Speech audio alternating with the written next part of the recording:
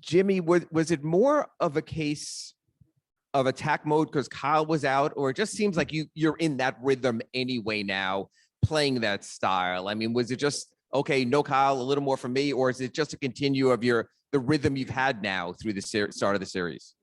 A little bit of both.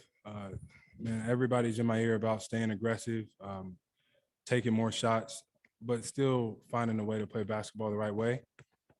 And I'm not the only one that's in a rhythm. I feel like we're playing great basketball. We're getting stops whenever our spacing is correct, whenever everybody's knowing where the ball's supposed to go. Tonight was a good one, but we got another one we got to get. Just because it's always good to put these things to rest, and I know you were kidding there with Vic about it, did that bother you at all that a report comes out, becomes amplified during the most important time of the year? Thank you. Not at all. I'm used to it. I'm always the bad guy. That's okay. Bad guys are welcome here and then in the Miami Heat organization. But I love my guys. As you can see, Vic was a huge part of us winning tonight. And it's tough, and he deserves to play, but that's not my call. I don't talk to anybody about it. I just always tell him, you be who you are, you stay aggressive, because when your number's called, which it was, you see what happened. Jimmy, I got two for you. One, in the third quarter, when it looked like you guys were starting to pull away from the Hawks, there was a timeout where you and PJ just had an animated exchange. What allows you guys to talk in the moment like that and not have it, reach a level that it shouldn't reach? Because our hearts are in the right place and it's pure, because we're trying to figure out a way to win and do it the right way. So you can talk to somebody and, you only got, I don't know, a minute, 30 seconds, 2 minutes to get your point across, say what you got to say and move on and get it done. And Tuck's a champion. So, and he knows that I want to be a champion as well. So we respect one another, and we got a job to do. And secondly, Trae Young has 9 points tonight. Game one, you hold him to 8. Game two, 10 turnovers. What is working from your defensive unit against a guy who we all know what he can do in this league? No, for sure. He got so many bodies that are being thrown at him, whether it's Tuck, who plays incredible defense. You got Gabe, Kyle, whenever he was available, Caleb, Vic, Max is out there, Duncan's out there, Tyler's out there. Like, you constantly got to have your head on a swivel if you're him, because it's like, are we blitzing or what are we doing? Halftime, I don't even know what we're doing, to tell you the truth. But we're just playing hard, trying to keep him off the free throw line. You talked about Vic tonight and just his impact. How impressed have you been just with the work he's putting behind the scenes? You talk about how he deserves to play. Yeah. Even when he wasn't playing, still, staying ready. Is actually not impressive to me. It's expected because I see him do it every single day. Like, if I just saw him eating 1,000 hamburgers and he just go out and do that, it'd be really, really impressive. But he takes care of his body. He's studying the film like everybody else. He's working on his game like everybody else.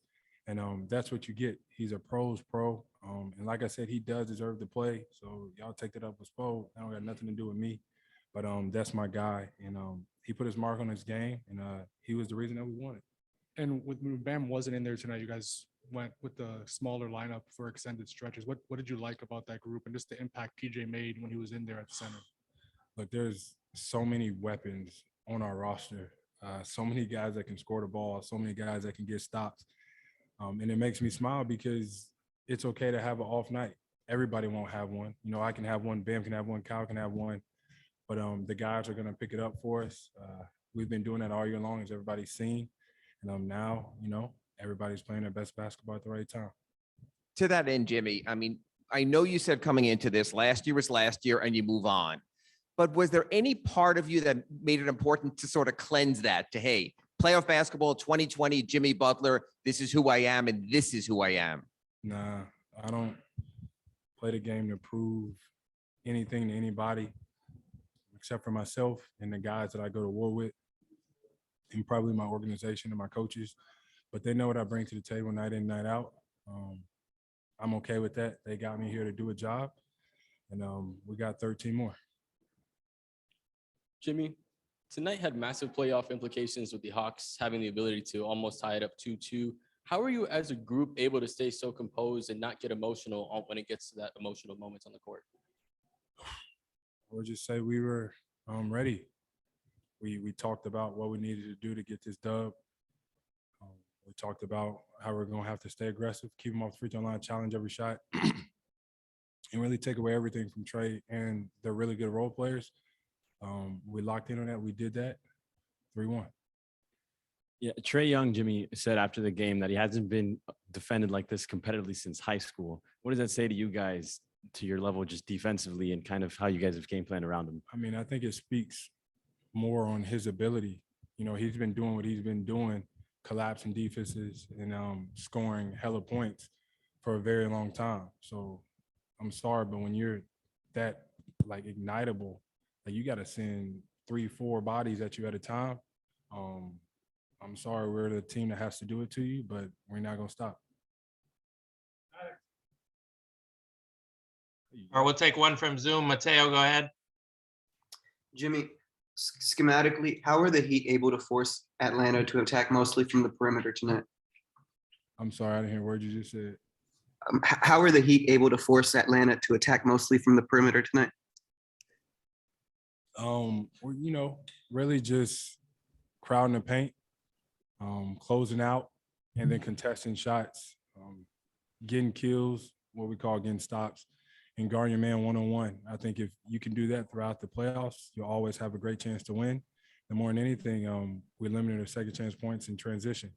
Got the dub. All right, Jimmy, that's it. Thank you.